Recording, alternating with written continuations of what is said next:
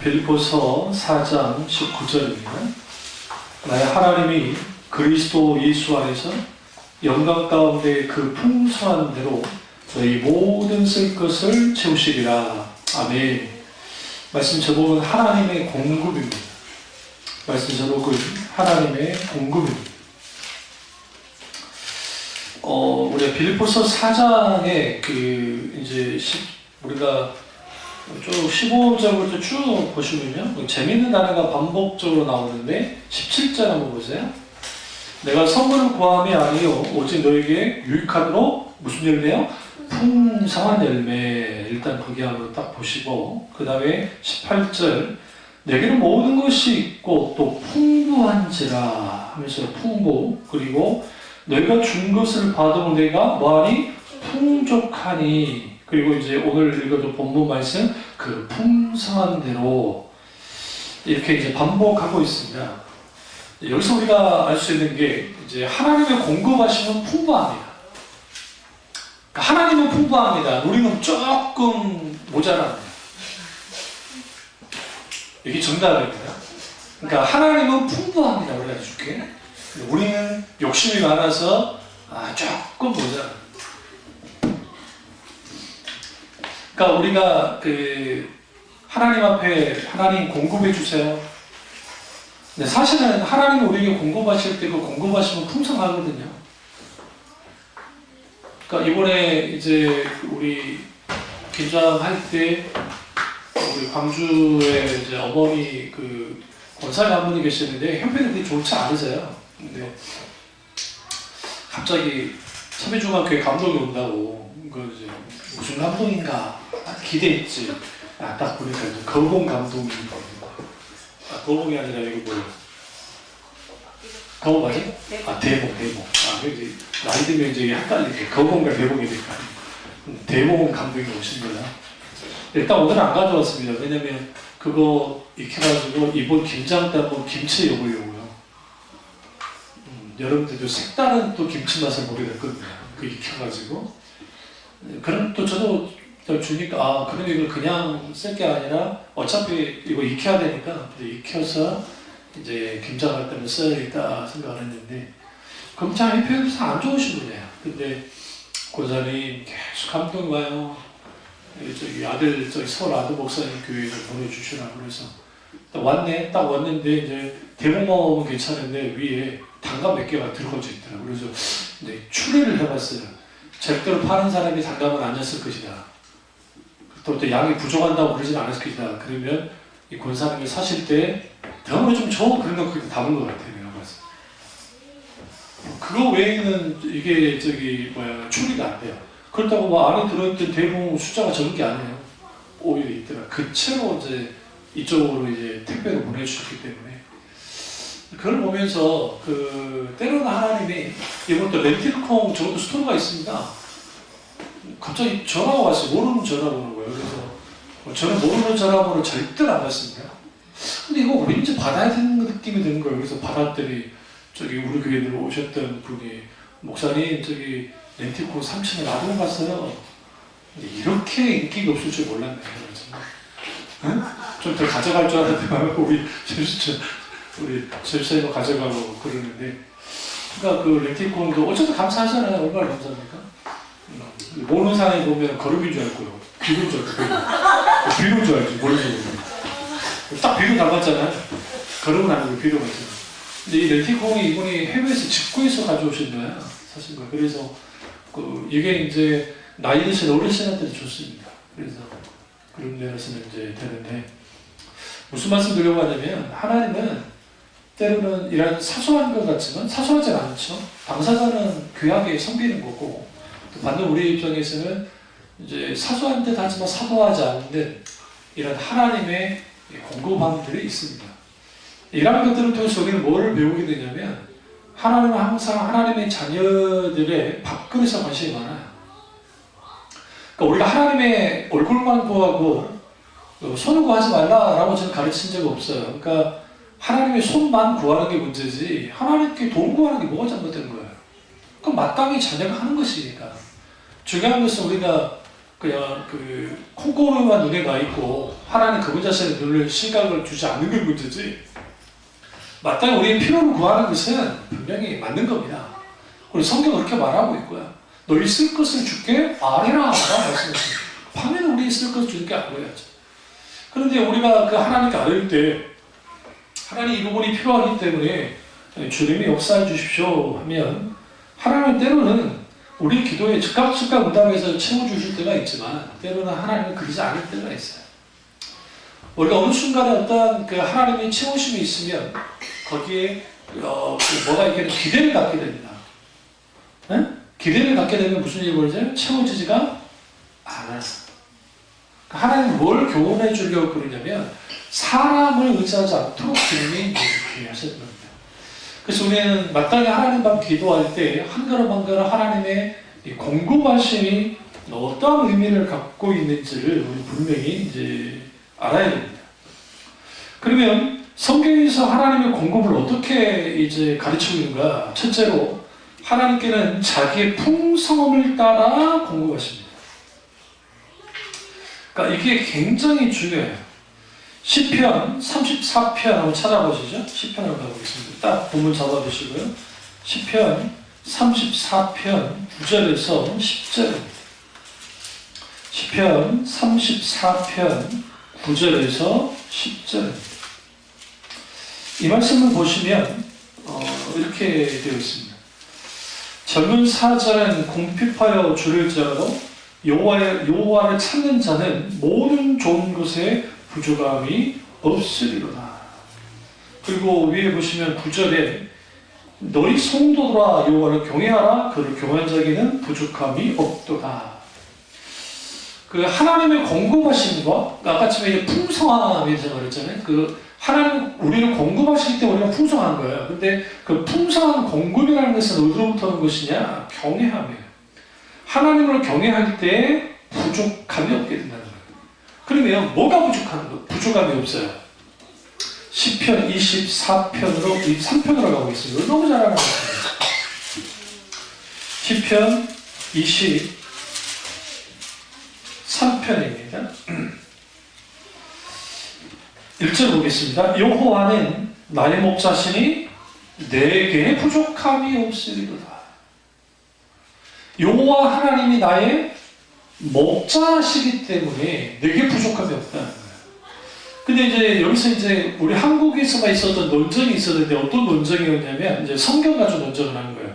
내게로 해야 되냐, 내가로 해야 되냐. 보세요. 내게 부족함이 없다고 내가 부족함이 없다. 뭐가 달라요? 하나는 주격이고 하나는 소유격이에요. 굳이 표현하면. 그러면 그 내게 부족함이 없다. 하나님이 내게 부족함이 없어? 하나님께서 내게 부족함이 없고 내 입장에서 하나님이 부족함이 없다. 내가 부족함이 없다. 이게 말장난 같지만 이게 별거 아닌 것 같지만 그렇지는 않아요. 그래서 제가 이것 때문에 그 히브리 원전으로 시편 23편을 쭉 되돌아봤어요. 직접 대학원 때. 그걸 한 편의 소논문을 제가 썼습니다. 뭐 발표하려고 쓴 건 아니고 내가 이제 연구하려고 한 게 있습니다. 꽤 많이 나왔죠. 여러 책을 이제 들여다보면서 할 때에 결론은 그거였어요. 둘 다 맞아요. 왜냐하면 히브리 원전을 들여다보면 내 가의 의미도 있고 내 개의 의미도 있기 때문에 이거 가지고 굳이 논쟁할 필요는 없고 이게 중요한 건 아니고 내가 중요한 게 아니에요. 하나님이 목자시라는 게 중요해요. 왜 하나님이 우리에게 공급하시느냐? 하나님이 나의 목자이기 때문에. 목자는 반드시 양의 먹을 것을 공급합니다. 공급하지 않으면 죽이는 거예요. 그러니까 지금 내가 하나님의 공급하심은 하나님 그분의 자신의 풍성함을 따라서 우리에게 뭐예요? 공급하시지만 그 하나님 우리에게 공급하시는 것은 그분이 목자이기 때문에 가능하는 거예요. 그분이 목자시니까. 그런 의미에서 우리가 그러면 무엇을 좀 살펴봐야 되냐면 과연 하나님은 내가 하나님을 딱 봤을 때 내게 부족함이 없는 분인가? 우리 입장에서 부족함이 많잖아요. 응? 내가 원하는 성공도 안 해주고, 좀 달라는 거 잘 주지도 않고, 응? 뭔가 내가 계획한 거 잘 되게 해주지도 않고. 그러니까 여기서 이제 우리의 그 생각과 하나님의 생각이 엇갈리는 거예요. 엇갈리는 거예요. 그러니까 그 얼마 전에 그 지하철에서 그 자전거 타고 내려가다가 한 15살짜리가 죽었거든요. 그 부모들 보는 앞에서. 그 옆에 난간을 잡고 내려갔는데, 근데 이 난간이 부실했던 거야. 그래서 손잡이가 이게 쭉 그 어른들 다리 안 좋으신 분들 잡고 올라다니시잖아요. 길게 되어 있는 그거. 근데 그거 이제 안 돼가지고 죽어서 부모가 거기가 마침 이제 그쪽이 그 백화점하고 연결되어 있었나 봐요. 그래서 그 백화점을 상대로 소송을 해서 이제 2억인가를 이제 받았다고 승소했다는 걸 봤었는데, 자전거를 타고 내려갔다는 말은 뭐냐면 그 자전거가 그냥 자전거가 아니고 산악용 자전거입니다. 그 가능합니다. 그러니까 그런 그 자전거 특수 자전거들이 있어요. 근데 그 10몇 살짜리 아이한테 사줄 수 있죠. 왜 못 사주겠어요. 그러나 이제 연습하려고 그럴 수도 있을 것이고 여러 가지 이유가 있었겠죠. 근데 그러나 아쉬운 것은 때로는 그걸 사주지 않았다면, 예를 들어 만약에 사주지 않았다면 그런 일은 없었을 거잖아요. 뭐 그 부모님들 탓하자는 게 아닙니다. 사줬다고 탓하자는 게 아니라 제가 무슨 말씀드리려고 하냐면 때로는 그럴 수 있다는 거예요.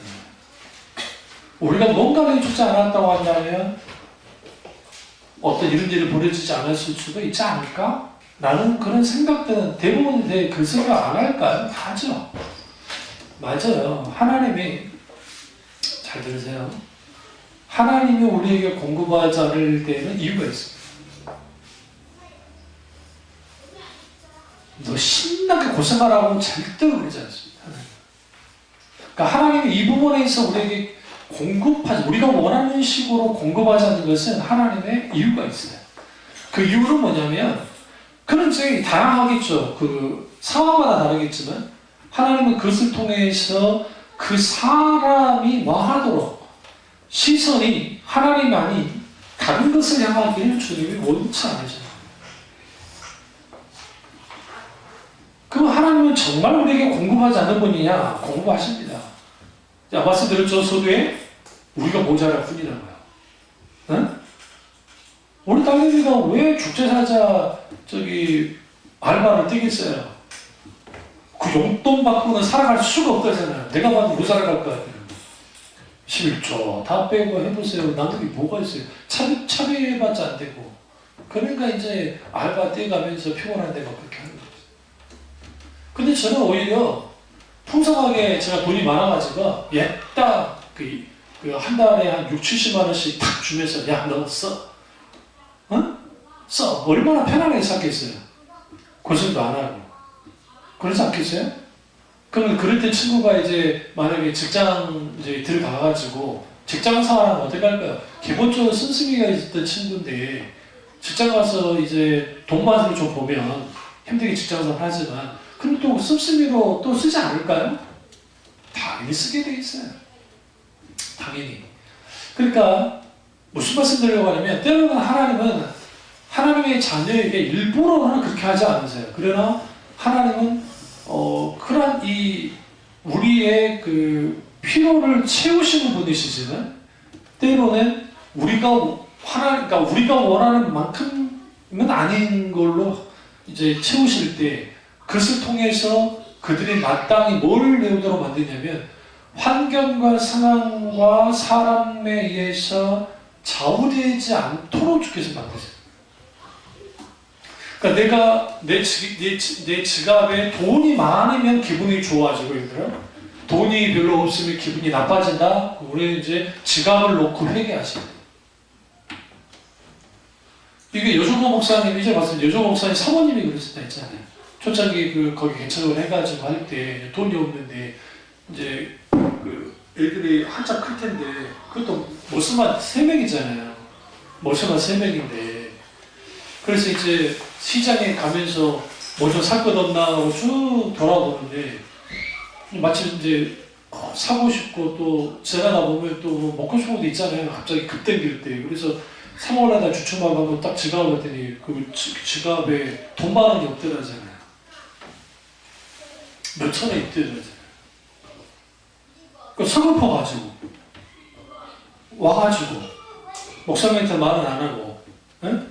그래서 펑펑 울었다잖아요. 펑펑 울었는데 이제 여기 이때 문제예요. 이제 하나님이 뭐라 그랬더니 너 왜 우냐 그랬더니 돈 없는 게 그렇게 슬프냐?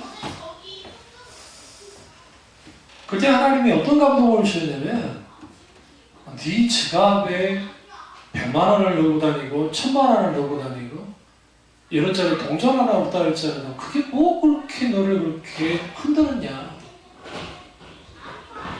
너한테는 그 돈이 우상이야.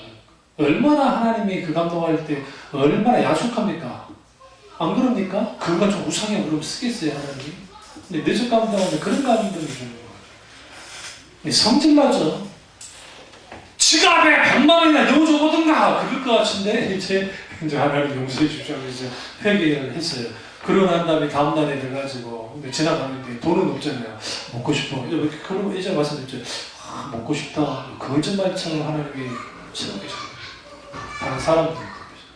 응? 삼겹살이 급땡겨. 삼겹살 맛있겠다. 지나가면 또 삼겹살을 보내주시죠. 그것을 통해서 하나님이 무엇을 훈련을 시키시냐면 마땅히 하나님의 자녀가 하나님의 공급하심으로 살아가는 것을 주님이 훈련시키십니다. 그럼 또 우리 이 설교를 좀 잘못 이해해가지고 아싸! 이제 나도 그렇게 해야지 이래가지고 주여 맛있겠다 그러고 간다고 하나님 주지 않아요. 네? 거기는 하나님의 의중과 뜻이 필요해. 우리 교회, 저희 교회도 그런 비슷한, 저도 그런 걸 경험했기 때문에 한참 힘들 때, 요즘에 제가 재단 다니면서, 맛있겠다 해서 하나 안 줘요. 진짜. 어쨌든 그럼에도 불구하고 하나님이 또 너한테 채우실 때가 있고. 그러니까 그러한 것들은 결국 뭘 통해서 하시냐면, 하나님이 먹이신다. 하나님이 공급하신다. 근데 하나님이 우리에게 먹이시고 공급하실 때 그 먹이시는 것은, 공급하시는 것은 풍족한 것이다. 근데 하나님이 원하는 것은 하나님이 준 것으로 만족하는 것보다도 그것도 중요하지만 더 중요한 것은 하나님 그분으로 만족하기 원한다는 거예요. 그게 성경에서 말하는 거예요. 그래서 시편 기자가 여호와를 경외한 자가 부족함이 없다는 거. 왜? 여호와 하나님이 나의 목자기 때문에 내가 부족함이 없는 거예요. 그러다 우리 신앙생활 하다 보면 저나 여러분이나 아주 하나님이 부족한 분이야 나한테. 우리 나같이 나한테 목회 이렇게 했는데 아주 부족하게 그 사람들을 줬어. 여기 꽝꽝 여기 차원 넘치고 지하까지 접수를 하고, 응? 그러면 얼마나 심각했어요. 하나님이 주셔가지고. 아니면 그게 아니면 돈이라도 많아가지고 큰 좋겠네요. 근데 하나님은 각 사람이 감당할 만큼의 것을 채웁니다. 채우고 그걸 통해서 뭐 하느냐. 하나님께서 공급하시는데 여기서 중요한 게 자기의 풍성함을 따라 주님이 뭐 하시는 거예요? 채우시는 거예요. 본문으로 딱 돌아가시면 빌립보서 4장 19절로 쭉 가보시면 예수 안에 영광 가운데 그 풍성한 대로 너희 모든 쓸 것을 채우시리라 라는 주님 말합니다. 결국은 하나님이 자기의 풍성함이라는 뜻 속에는 하나님 그 자신의 풍성함으로 우리를 채우시는 분이에요. 그러니까 우리는 우리의 풍성함을 원하지만 하나님은 우리가 하나님의 풍성함으로 풍성되어지게 원해요. 실제로. 많은 신자들이 근심과 걱정에 빠지는 것은 하나님의 공급함을 믿지 못하기 때문에 그렇습니다. 자신의 필요를 자기가 해결한다는 방식이 오늘날의 사고방식이에요. 사실. 물론 우리는 이를 통해서 뭔가를 통해서 우리의 필요를 채웁니다. 그럼에도 불구하고 하나님 우리에게 건강하라 하지 않고 하나님 우리에게 역사해 주지 않으시면 그 필요를 채우기가 쉽지 않게 되는 거죠. 그러면 이걸 아셔야 되는 게, 어떤 신자가 자신의 필요를 채우는 데만 초점을 맞추는 사람들은 공급자이신 하나님께 초점을 맞추지 않습니다. 그러니까 그러다 보면 어떤 기도를 하냐면, 하나님이 손만을 구하는 기도가 왜 이게 이제 아주 신앙에서 위험할 수 있냐면, 계속 초점이 어디로 가냐면 하나님이 아니라 다른 곳으로 계속 가는 거예요. 그러니까 다른 곳으로 가면 거기에서 이제 문제가 생기기 시작하는 거예요. 문제가 생기기. 뭐가 문제가 생기냐면 초점이 잘못되니까 이제는 내가 원하는 것과 하나님이 원하는 것이 다를 수 있다는 사실을 인정하지 않아요. 그러니까 내가 원하는 것을 하나님도 원할 거라고 생각해요. 또 당연히 그래야 된다고 생각하고. 왜 그러냐면 그 자체가 죄는 아니기 때문에요. 그러니까 여러분 조심해야 될 게 뭐냐면, 우리가 보기에 이게 확실히 죄다 싶으면 우리는 일단 그것에 대해서 뭐 해요? 주춤해요. 그러잖아요. 이거 죄다 하면 딱 주춤한단 말이에요. 근데 이게 같이 중립적이에요. 이게 죄가 아니에요. 이게 나쁜 것도 아니고 그렇다 해서 좋은 것도 아니에요. 그렇게 많아요. 그런 상황에서 만약에 그것을 우리가 내 욕심을 따라서 그것을 움직이면 그것은 지극히 하나님 앞에 뭐 하는 것이고, 죄를 짓는 것을 가는 것이고, 그것이 아니라 하나님의 뜻 가운데서 이것을 하게 될 때는 완전히 또 달라지는 결과를 낳는 것을 보이고 있습니다. 그래서 하나님의 공급은 하나님 자신의 풍성함을 따라서 하나님을 공급하시고, 두 번째는 우리가 하나님의 공급을 경험하려면 공급자이신 하나님만을 의지해야 됩니다. 그러면 이것은 뭐와 관계냐면, 그 광야 이스라엘 백성들의 만나를 보면 알 수 있어요. 우리 만나 뜻이 뭐라 했죠? 기억 안 나세요? 네, 이게 뭐지? 이게 뭐야? 이거 뭐야? 그러니까 여러분 절대 만나 분식으로 주문 안 돼요? 알죠? 가게로? 이게 뭐지 분식이에요. 이게 뭐지 분식이라고요. 만나는 어가면 너무 좋잖아요. 만나. 원래 또 만나에 또 이렇게 또 속에 있다고 저 목사 이상한 소리 한다고 그러면 안 되고, 이게 농담이에요. 농담도 진담으로 하면 안 되고, 만나라는 의미는 이제 만나의 실질적인 의미는 하나님의 말씀과 관계가 있죠. 그리고 그 만나는 하나님과 공급하신 양식이라는 의미가 있지만, 그 만나 그 자체의 이름의 뜻은 이게 뭐지? 왜 그러냐면 처음 봤거든요. 이스라엘 백성이 인류의 역사상 하늘에서 떨어지는 그 꿀 섞인 과자 같은 음식을 먹은 사람들은 그들밖에 없잖아요. 광야 1세대밖에. 이 세상에 없는 거잖아요. 하나님이 주셨잖아요. 그럼 당연히 반응은 뭐겠어요? 이게 뭐지? 그러니까 이게 뭐지가 뭐가 되는 거예요? 이름이 된 거예요. 이게 뭐지 따라가자. 우리는 만나하면 무슨 생각이에요? 만나 따라가자. 제가 애들끼리 와가지고 엄마 이거 뭐지 따라가. 그거예요. 얼마나 재밌어요. 이게 뭐지 따라가는 거야. 이게 뭐지. 근데 왜 하나님께서 그러니까 안식일 날은 주님이 만나를 내리지 않고 안식일 날 전에 2배를 냈다고 성경은 말하고 있습니다. 만나를. 그리고 그 만나를 2배로 뭐 했어야 됐어요? 거둬들었어야 돼요. 그런데 여러분이 되겠습니다만 성경 그 만나 내리는 쪽에 성경을 읽어보시면 하나님이 이제 처음 만나를 딱 내려서 사람들이 맛있게 받아 먹습니다. 그러니까 좋았어요. 그러고 난 다음에 불명이 모세를 통해서 이 만나를 그 다음날까지 남겨두면 벌레새로서 못 먹는다라고 분명히 말했거든요. 근데 이제 우리나라 이제 욕심이 많은 사람들이 또 좀 게으른 사람들이 만나 내리는 날 전날에 잔뜩 이제 그 만나를 갖다가 어쨌든 그 자기 집에 이제 자기 천막에 갖고 와가지고 이제 전날 먹고 이제 내일 새벽에 성경에 새벽에 내렸잖아요. 하필이면 낮에도 아니고 정오도 아니고 새벽이잖아요. 환장할 일이지. 맞지? 일어나야 되니까. 근데 그게 싫으니까 이제 뭐 했어요?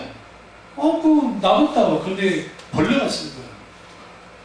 근데 벌레 쓰랬으면 몰래 그냥 땅에 묻으면 이제 모래에 그냥 묻으면 될 텐데 벌레 쓰랬다고도 난리를 친 거예요. 그러니까 이제 하나님이 굉장히 분노하셨습니다. 그 부분에 있어서. 이 백성이 뭐 하지 않는다? 순종하지 않는다. 여기서 우리는 뭘 할 수 있냐면 하나님의 공급과 순종은 연결되어 있습니다. 하나님의 인도와 하나님의 뜻에 따라 순종할 때 공급받는 거예요. 또 이랬어요. 만나 분명하게 새벽에 내린다 했는데 새벽에 잔 거예요. 성경이 나와요. 만나 없다고 나가라는 거예요. 만나 어디서 만나있어? 사라졌어. 그러니까 우리는 이것을 통해서 왜 그러면 하나님은 매일의 데일브레이드라고 하는 매일의 양식을 주님이 허락하셨을까? 여기서 우리는 어떤 비밀을 발견할 수 있냐면 하나님의 공급은 어떠다? 매일 그때 맞춰서 공급해 주시지 절대로 한꺼번에 주님이 주시지 않는다. 이번에 미국의 슈퍼복권이 당첨한 사람이 여자 한 분이 밝혀졌는데 그분이 어떤 분이냐면 싱글 엄마, 싱글맘. 그분이 7천억 달러를 받으시죠. 그래서 일단 1,000억 달러를 이제 먼저 1,000억 달러라고 참 잘했다고 생각했어요. 저 혼자 아이 키우기 얼마나 힘들겠어요. 그러니까 그런 거죠. 근데 이제 사람이요, 돈이 없다가 갑자기 많아지면 무슨 현상이 나타날까요?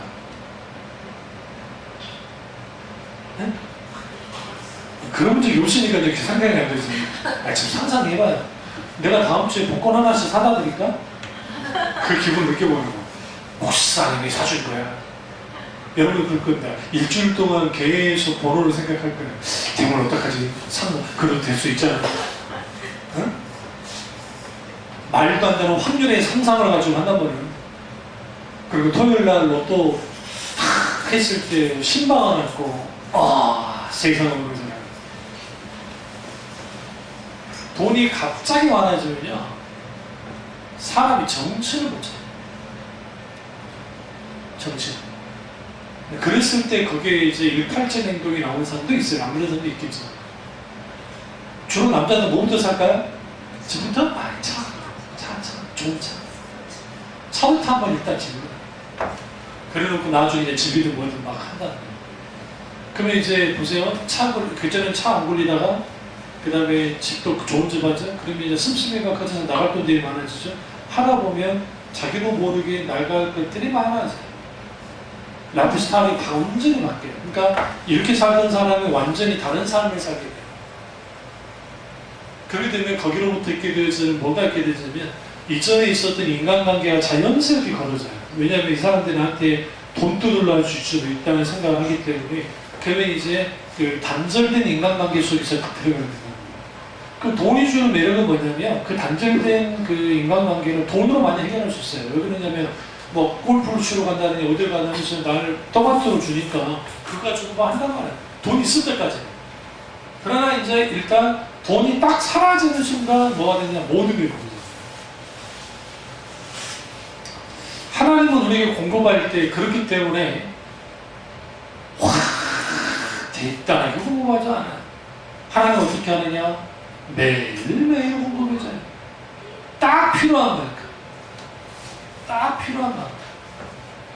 여러분이 아무리 돈을 잘 벌어도요, 애들 용돈을 주더라도 예를 들어 적정 양만 되는데, 그게 빌 게이츠가 빌 게이츠의 딸들을 용돈을 줄 때 그 친구들이 용돈이 적어서 뭐 했냐면 알바한테 했어요. 알바.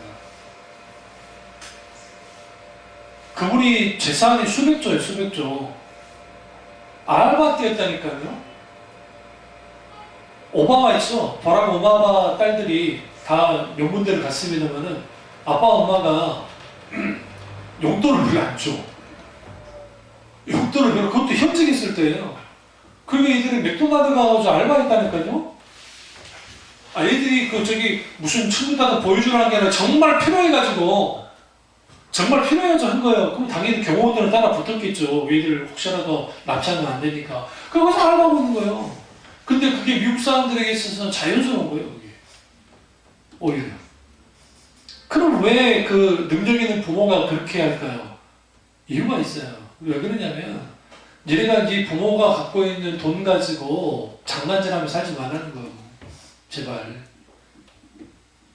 그러니까 그걸 딱 배우게 된 친구들이 성인이 됐을 때 함부로 하지 않겠죠. 그러니까 하나님은 그거예요. 우리가 하나님의 공급을 받을 때 하루에 필요한 만큼만 하나님을 공급하면 우리의 시선은 절대로 하나님께서 공급했던 것에 우리 시선이 가지 않아요. 오히려 공급해 주신 하나님께 가요. 우리 아들 뭘까요? 우리 아들과 지금 군대 가 있는 우리 그 조카, 막내 조카에서 둘 차이가 뭐냐? 우리 아들은 그 엄마의 삼시세끼 잘 채워주는 무한한 공급 속에서 삽니다. 그러나 이놈은 싫다 합니다. 안 먹어.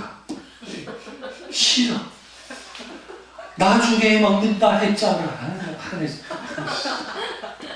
내가 안 차렸으니 내가 한마디 안 하는 거예요. 엄마는 꼭 하라고. 우리 그 군대 가는 조카가 말해서 우리 엄마는 밥을 안 차려줘요. 반찬도 안 해요. 어느 날인가 고등학교 2학년 때인가 1학년 때인가 우리 어머니가 그 밥을 한번 차려줬나 봐요. 불러가지고 여원아 와서 밥 먹어라 했는데 우리 어머니가 이제 그러니까 좀 손이 크시니까 맛있게 한상 차림을 내가지고 주는데 갑자기 눈물이 툭툭툭 떨어지는 거야.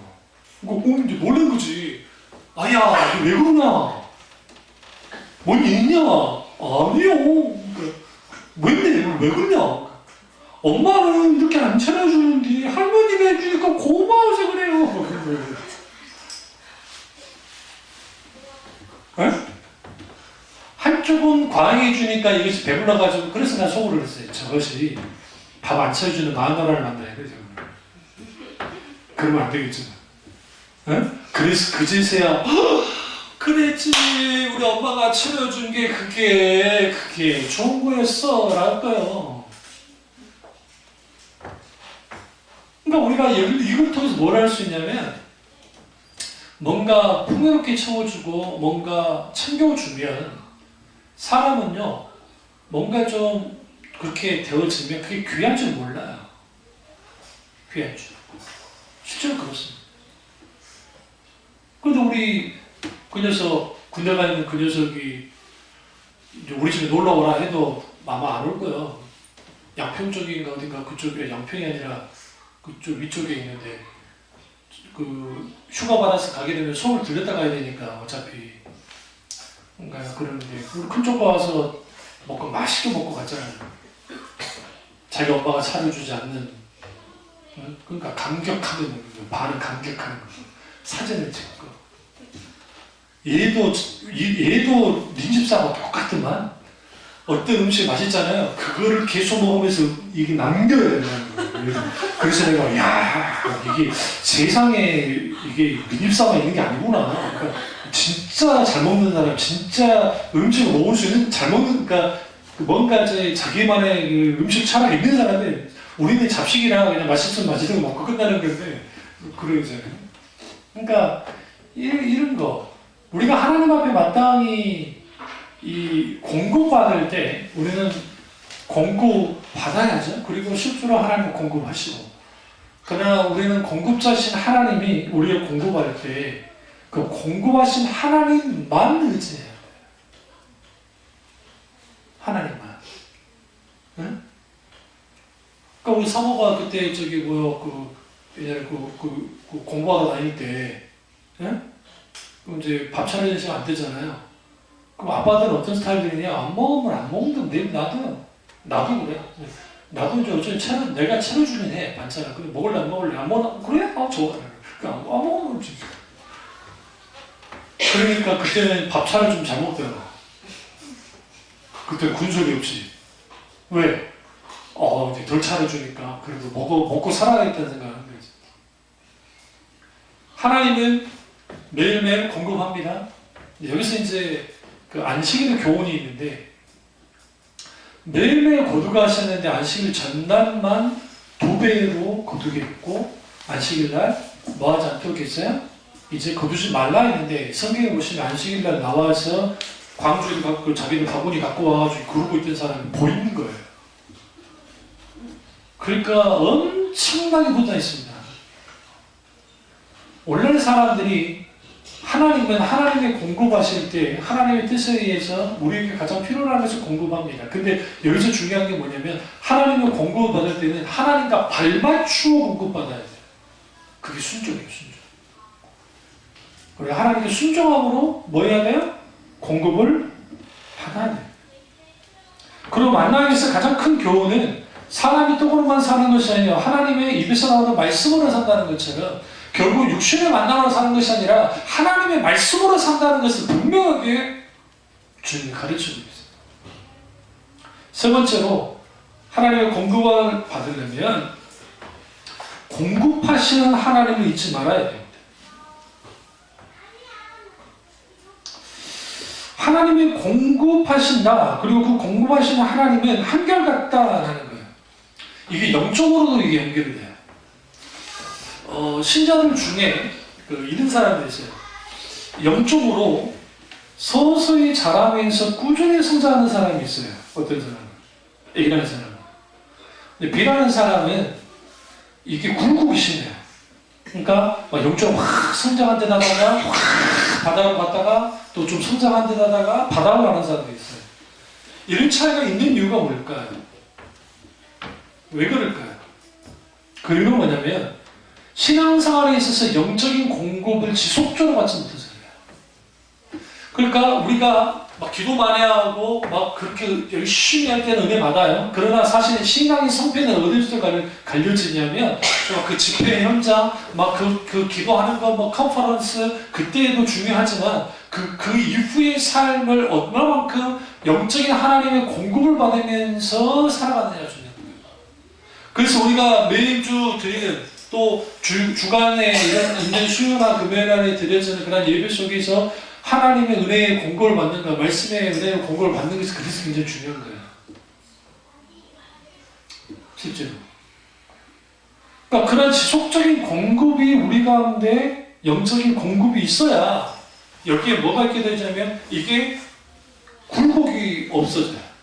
그리고 한결같은 하나님의 은혜 가운데 들어가서 그 은혜가 나를 뭐하고요? 충분히 그 은혜 가운데 우리가 잠기도록 만드는 거죠.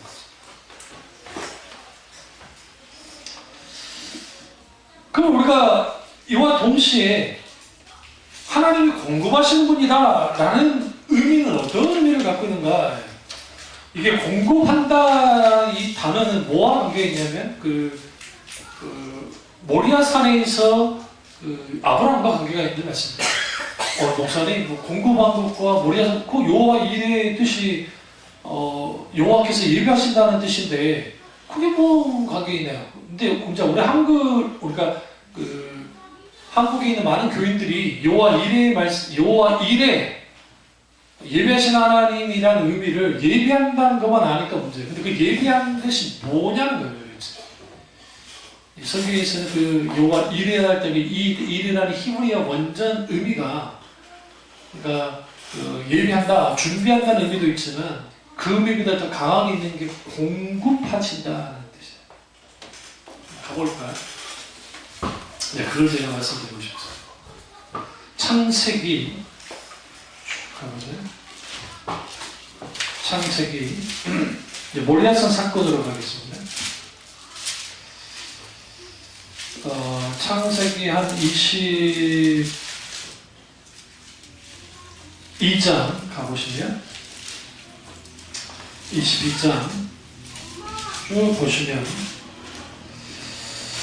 하나님이 모리아산으로 이삭을 바치라는 하나님의 명령이 떨어졌습니다. 그리고 아브라함이 이제 그 명령을 따라서 두 종을 데리고 그 번제에 있을 나무를 쪼개서 떠납니다. 그래요? 그리고 이제 4절을 보세요. 제3일에 아브라함이 눈을 들어 그곳을 멀리 바라본지라. 그곳은 어딜까요? 모리아산 지역에 한 산이겠죠? 여기 쭉 갔어요. 그리고 이제 그 산에 이르러서 번제나무를 가져오는 것을 지우고 올라가는데 누구에게 지었어요? 6절 보세요. 이삭에게 지었어요? 당연하죠. 아버지가 나이가 들어가지고 그거 두고 하고 한 거잖아요. 근데 여러분 이거 아셔야 돼요. 여러분 번제물이 자기 번제 나무를 지고 나오는 거 봤어요? 닭이 얼마나 구이 될게 있는 그 숯불을 제가 지고 가잖아요. 그러지 않잖아요. 이게 일종의 우리 성경을 조금 재밌게 보시면 이게 아주 좀 코미디적이에요. 이게 그러니까 이건 뭐야? 아브라함이 양심도 없는 거야. 그래 안 그래요? 어차피 번제로 드릴 건데 그 아주 고생시키고 이게 아빠니까 가는 거야. 엄마는 잊을 수 없는 일이에요.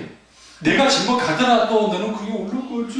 그랬을 거라고. 근데 아브라함 보자. 네가 지금 가르칠게. 그러고 이제 올라가는 거야. 치고 올라갔는데 이때 이삭이 질문을 하는 겁니다. 7절에 보시면 불과 나무의 입거리와 번잘 어린 양은 어디 있습니까? 라고 묻습니다. 그래서 8절에 내 아들아 번잘 어린 양은 하나님이 누구를 위하여? 자기를 위하여 친히 준비하시리라. 이 말씀 드려요. 하나님의 필요를 하나님이 어떻게 한다고요? 친히 준비하시다. 이게 여호와 일의 의미 속에 충분히 담겨 있습니다. 그러니까 하나님이 일을 하실 때 우리가 분명히 그것이 나의 필요한 건 사실이에요. 왜? 아브라함이 지금 필요한 게 뭐예요? 양이잖아요. 물론 이삭이긴 하잖아요. 그러니까 실제로 하나님은 뭐 하셨어요? 여기 성경 보시면 양이 있었다고요. 13절 보세요. 아브라함이 눈을 들어 먼저 살펴본즉 거기에 순양이 있었다. 이 말은 무슨 말이에요? 여러분 좀 성경을 좀 재밌게 봅시다. 네? 아브라함이 칼로 내리칠라 할 때 순양이 와가지고 딱 걸렸을까요? 걸릴 수 있는 확률 하나.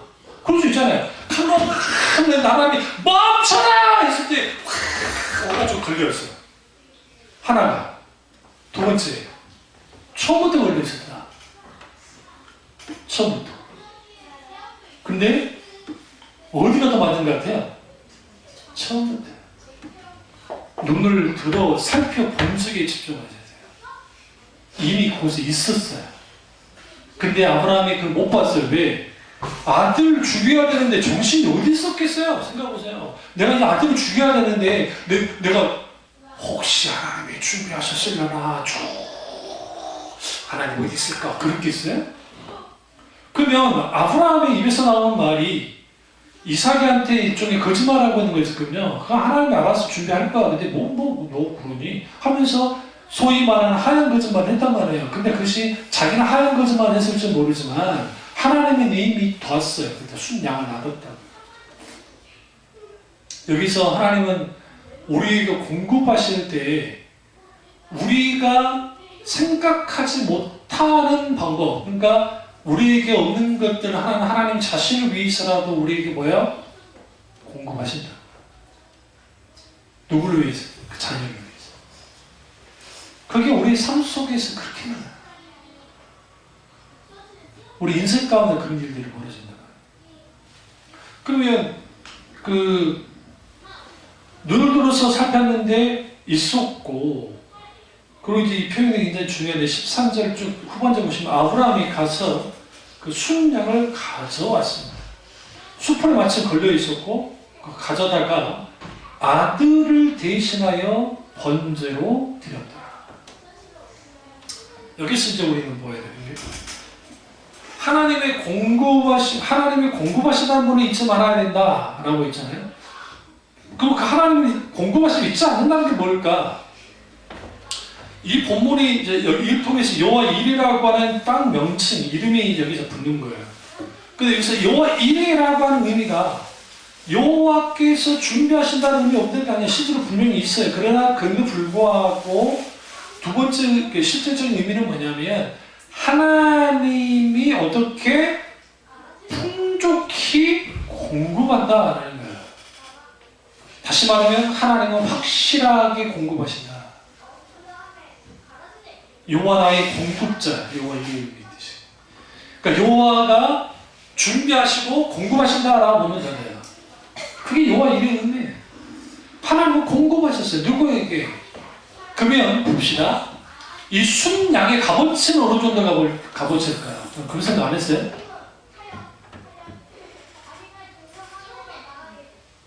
우리나라 돈으로 10만원? 그 정도 될까요? 그죠? 언제 이제 그런 거죠. 이제 쨘 걸려든 거예요. 그래서. 아니요. 이삭값이에요.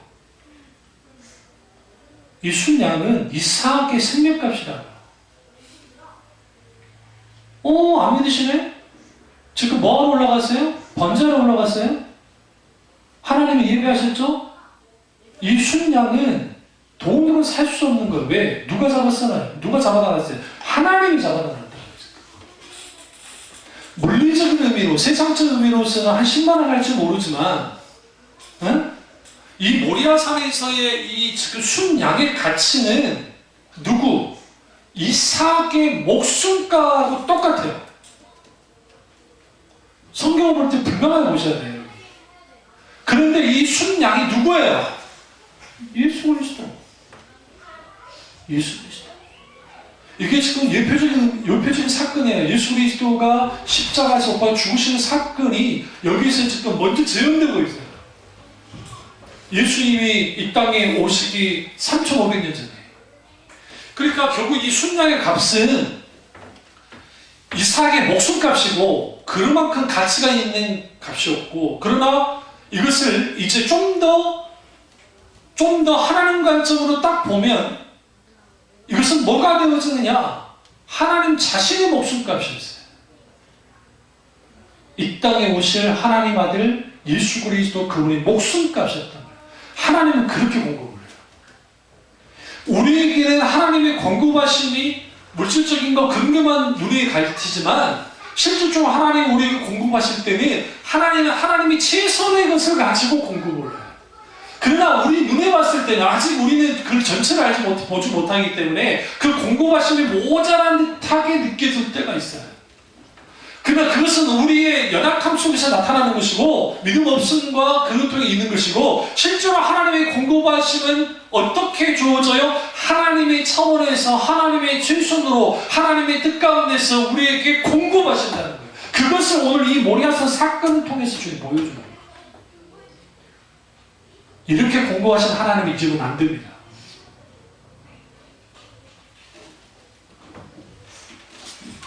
네 번째는 영적인 공급을 받아야 영적인 메마름과 침체에 빠지지 않게 됩니다. 오늘날 많은 사람들이 영적인 공급을 받지 못합니다. 대부분이 영적인 공급을 주일날 예배에 받으려고 합니다. 그러한 태도는 나쁘다 할 수 없습니다. 왜? 그렇게라도 영적으로 공급받으면 좋기 때문에 그렇죠.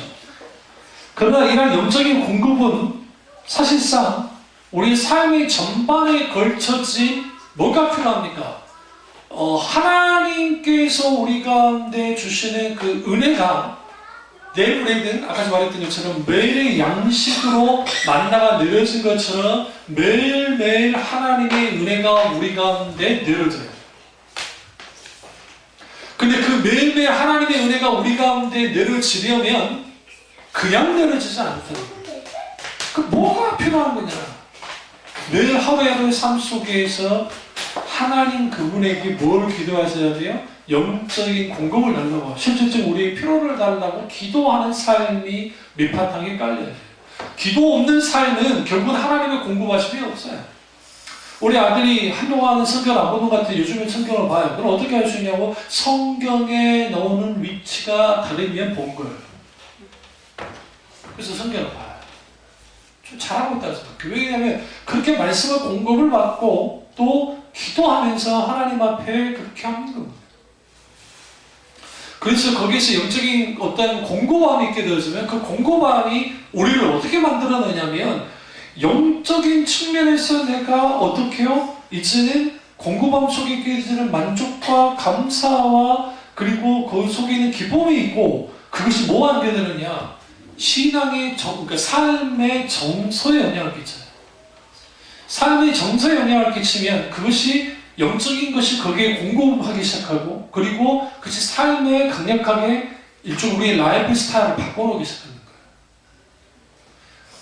그러면서 그 속에서 실제로 영적인 이제 하나님의 공급 속에서 이제 삶을 잘 살아가는 거죠. 반대의 경우가 있어요. 반대의 경우. 반대의 경우 육체적으로 막 정서적으로 막 풍족한 삶을 사는 사람은 살지만 영적으로 메말라 보는 사람이 있고, 아예 영적으로 메말라 있고 삶 또한 메말라져 버린 사람들이 있습니다. 그 대다수가 뭐와 관계 있냐면 예수 믿는 사람이라고 이제 먼저 해놨을 때에 사실 영적으로 공급하지 못했습니다. 그런 의미에서 우리는 영적인 공급을 목사의 설교에만 의존하는 것만큼 어리석은 것도 없어요. 물론 그 설교를 듣고 일주일 동안 삶에 그걸 묵상하고 기도하면서 하면 그것만큼 귀한 것도 없겠지만, 그와 동시에, 그래도 그걸로도 중요하지만 그와 동시에 우리의 삶의 현장 속에서 하나님의 은혜의 공급을 계속적으로 받아야 돼. 그 받아야 거기에 영적인 메마름과 침체에 빠지지 않게 되어집니다. 그러면 그렇게 빠지지, 영적인 침체와 메마름에 빠지지 않게 되어지면 영적인 공급을 받았을 때에 우리 가운데 나타나는 아주 좋은 현상이 있는데, 그게 뭐냐면 예배의 회복과 봉사의 기쁨이에요. 예배가 회복되어지고 봉사의 기쁨을 갖게 됩니다. 그럼 제가 그 경험을 했을 때 바로 제가 교회에서 떨어진 이런 휴지를 하나 주는데도 막 눈물이 나는 거예요. 너무 감사해요. 누가 뭐 미쳤다고 할 만큼 너무너무 감사한, 하나님 같은 사람이 어떻게 이렇게 휴지를 줬나요? 대부분 그냥 교회가 좀 크고 하면 그냥 재단 다니면서 그냥 휴지 같은 거 떨어져 있어도 주는 사람만 줬지 대부분 안 줬잖아요. 그런데도 뭐 그 기쁨이 있는 거예요. 지금 생각해보면 왜 그런 일들이 있었을까 하면 하나님의 영적인 공급이 그렇게 만드는 거예요. 여러분 지금 여러분이 하는 사역이, 교회에서 하는 사역이나 기타 그런 것들이 막 힘들고 짜증스럽고 그렇습니까? 그 이유 중에 하나는 거기에 하나님의 영적인 공급함이 없었어요. 그 공급함을 회복하게 해달라고 반드시 하나님께 기도하면서 실제로 영적으로 공급이 되어야 됩니다. 마지막 네 번째는 뭐냐면 하나님의 공급을 받기 위해서는 전적인 믿음이 요구됩니다. 믿음이 요구돼요. 하나님이 아브라함에게 이삭을 바쳐라 할 때 미쳤어요? 줄 때는 얹고 가져갑니까? 안 돼? 안 줘요? 여러분의 자녀들이 깍쟁이가 될 때가 언제든가요? 여러분이 선물 줬는데, 이런 과자 선물 세트를 줬다 합시다. 줬는데 엄마 하나만 안 줄 때 얼마나 기분이 집 받고 싶잖아요. 제기 달라가지고 저를 가면 안 그래요? 대부분 우리가 하나님 앞에 공급함이 있기 위해서는 저쪽에 믿음이 요구되는데, 여기서 그 믿음이 어떻게 믿음이 표현되어졌을까를 좀 볼 필요가 있어요. 그것은 이거예요. 이제 다 끝나고 22장을 창세기 22장에 쭉 보시면 그가 이제 하나님이 이렇게 놀라운 은혜죠. 그러다가 14절 보시면 아브라함이 그 땅 이름을 여호와 이르라 하였으므로 오늘까지 산 사람들이 이르기를 여호와 산에서 중배되리라 하더라. 그리고 15절 이걸로 끝나는 게 아니에요. 15절 여호와의 사자가 하늘로부터 두 번째 아브라함을 불러 이르시되 하면서 하나님의 의중과 뜻을 분명하게 밝힙니다. 이렇게 놀랍게 하나님의 밝힘을 통해서 하나님이 어떻게 그에게 공급하실지를 분명하게 말씀하세요. 근데 이삭이 60살이 될 때까지 장가나 온답니다. 좀 사실은 이해가 안 되잖아요. 왜 그러냐면 이렇게 귀하게 얻은 아들인데 이 시대에 10대에 장가간다고 누가 뭐라 하겠어요. 우리나라도 조선시대 때 꼬마 신랑이 있을 판인데 하물며 이때는 말할 것도 없죠. 근데 이상하게도 아브라함이 이삭을 장가를 안 보냈어요. 아브라함이 안 보낸 게 아니라 하나님의 뜻이, 하나님의 명령이 그에게 주어지지 않은 겁니다. 좀 이해가 안 되죠. 60살까지 장가를 안 갔다는 게. 본성의 복을 얻으려면 빨리 가야죠. 빨리 가서 빨리 낳아야죠. 그런데 60살까지. 그리고 이건 뭐냐면 아브라함이 이삭을 하나님께 바치고 믿음을 인정받고 이제 하나님의 뜻을 알았어요. 과거에 아브라함 같으면 급해가지고 하가를 첩으로 취하듯이 이삭을 어떻게 했을까요? 아이씨 뭘 기다려 빨리 가 내가 알아내줄게 가 그랬을 거예요. 근데 너무나도 아브라함이 어떻게 해요? 늦게 반응. 늦게 반응한 게 아니에요. 하나님께 발맞췄어요. 하나님께 발맞추어 반응했어요. 그게 가능했던 이유가 뭘까요? 그 전적인 하나님을 향한 믿음이 있었기 때문에. 우리가 전적인 믿음이 있게 되어지면 하나님의 우중과 뜻을 가지고 따라갑니다. 거기에 뭐가 고도워지냐면 조급함이 고도워져요. 그러니까 조급하게 하는 모든 것들은 하나님께부터 나온 게 아니에요, 사실. 아니 물론 어떤 하나님의 역사가 급하게 일어나는 경우도 있긴 있어요. 분하지 않아요. 그러나 거기에는 반드시 뭐가 요구되냐면 평안이에요. 평안이 있어요, 평안. 그러니까 평안 속에 있는 어떤 급함이라고 한다면 그것은 하나님께로부터 온 것이니까 그것은 결국 하나님의 의중과 뜻을 따라서 순종해서 하나님의 역사가 이루어지면 되는 것이고 그렇지 않은 모든 것들은 뭐냐? 사실상 우리의 생각에 나오거나 사탄의 끄음에서 나오거나 그런 거예요. 이걸 통해서 아브라함이 전적인 믿음을 가지고 하나님께 순종을 했고 이걸 통해서 아브라함이 하나님을 뭐 했습니까? 알아가게 됐어요. 알았다는 것. 어떤 하나님인 것을? 여호와 이레의 하나님인 것을 공고하신 하나님이라는 것을. 근데 그 공고하신 하나님이 어제나 오늘이나 영원토록 동일하신 하나님이고 아브라함과 이삭과 야곱의 하나님 그 하나님은 살아서 역사하는 하나님인 것을 분명하게 알게 됐어요. 이게 뭐에서 왔느냐? 하나님의 놀라운 공고하심 속에서 드러나고 있는 겁니다. 우리 이걸 통해서 하나님의 공고하심은 결국은 하나님 자기의 쓸 것을 가지고 공고하시고 우리가 하나님만을 의지해야 되고 공고하신 하나님 그분을 반드시 기억해야 되고 그리고 우리 전적으로 뭐가 요구된다고요?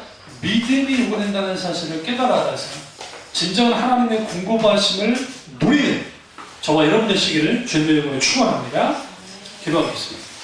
기도하실 때 오늘 말씀이 이 말씀이 나의 말씀이냐 우리 말씀 되게 달라 기도하겠습니다.